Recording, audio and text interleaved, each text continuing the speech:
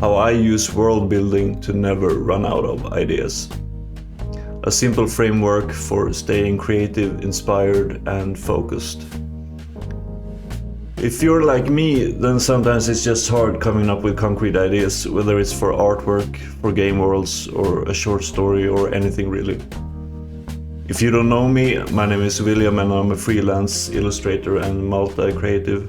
In this YouTube video, I'm going to go through my process of world building and share some of the benefits I've found from building my own grimdark fantasy world.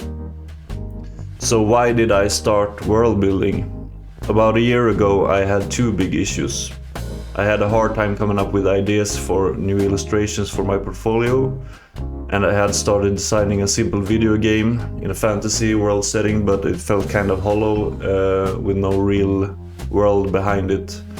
So I started thinking about the world that it inhabited to give it a more tangible flavor. That's when I started world building and quickly realized I could use that to also practice my illustration skills. So a world for my game and for my illustrations to live in. I started earlier this year, 2025, and I worked on it a little bit every now and then, mostly as part of me working on my video game, and also when I've had time between doing illustration work and other projects. It's a lot of fun. It's a way to really explore my creativity and artistic tastes, because I kind of see it as a result or an extension of the type of stories, media and creative work that I'm personally drawn to. Similar to when me and my friends started a band back in 2013, the music almost automatically became a sort of imitation of the bands we enjoy listening to, but filtered through our different personalities and tastes, and into songs in the area where our tastes overlap. The big difference with the world building being that it's my own project, only my own ideas, and only me saying what's cool enough or too boring to be part of the project. So where to start with world building? I think you can start anywhere really. Just follow your excitement and inspiration. I started writing short snippets about locations, characters, fantasy races and factions, jumping between really big picture stuff and down into details when I felt like it, and slowly it's shaping up into a world. I usually get an idea for a place or a character and start writing about it, and then I move into something else related to that, because that's where my imagination goes, so I might as well follow it. After all, I do it when I'm inspired to, and just have fun with it, really. So every story I think needs a conflict. I try to build everything around some sort of main conflict, whether it's between factions or between characters or an inner conflict. A good conflict is the main building block for storytelling, and in the world I am building, the main conflict is between an old king trying to hold on to power and to keep everything stale and unchanging, and a religious group worshipping the god of strife, with their main objective being to bring about change in any way possible. So the conflict is basically the struggle between chaos and order in the shape of two factions with different objectives and desires, using the world as a springboard. So from the world, the factions and the characters and conflicts, I get ideas for small scenes, environments and concepts that I write and sketch out. They can become just small tidbits or descriptions to further visually develop later. And they could become full illustrations or maybe graphics or concept art for the game I'm working on.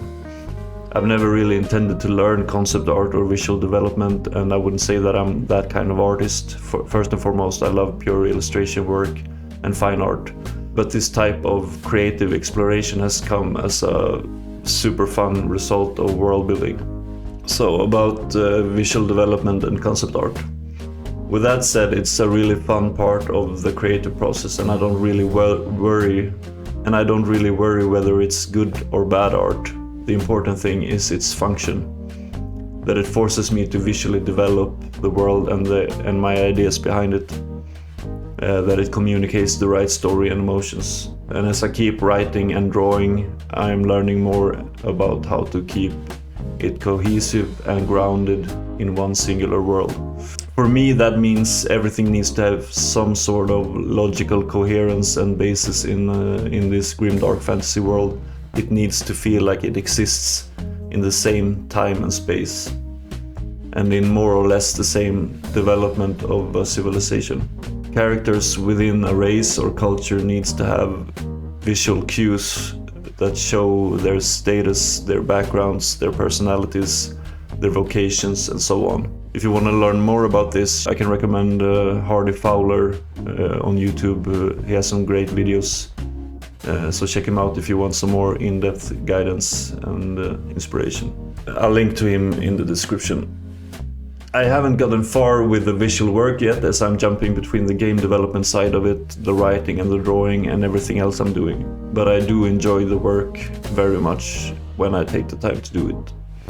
Sometimes I actually get a bit stressed out over all of my different ideas, but I have come up with a pretty good prioritization system. More on that in another video. So this is a new way of creating personal work for me. World building has taught me how to create in a deeper, more focused way. So now when I sit down to make a personal illustration, I can let it become a piece of the whole, a piece of the puzzle that is the world. And by doing so, I am building something bigger than just a standalone artwork. Also, I kind of have it in the back of my mind all the time, so that when I consume games or movies or books or YouTube videos, I can grab onto certain ideas that could fit in my world. It's not the only way to make art or illustrations, of course, but for me it's a more rewarding one, as every new piece becomes part of a bigger world, and it feels like it's really good for my creativity in general. I've even started enjoying actually the writing itself.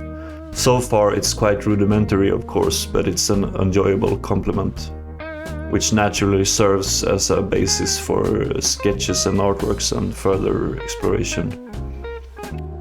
So always be creating. That's a mantra I got from Samwise Didier, the artist who gave Warcraft its signature style. A benefit of always creating is that most of the stuff I create ends up fitting into a project somewhere, somehow. Either a client project, my world building, or something else. So it's never a waste of time to sharpen my pencils and doodle while watching a show or waiting for something. Have you done any world building lately? Are you also building a world of your own? Is it for writing, for art, or for music? Perhaps all of them? Please comment and let me know how you use world building in your creative process, or if you're planning to try it out, let me know how it goes. I bet world building has even more applications than the ones I've listed. And if you've tried it, I'd love to hear what you've done with it. So thanks for checking out this video, and as always, if you need art for a project of yours or some guidance in your creative work, get in touch with me and we'll see if I can help you out. Thanks for checking out the video, and if you liked it, leave a thumbs up and subscribe. Cheers! Yeah.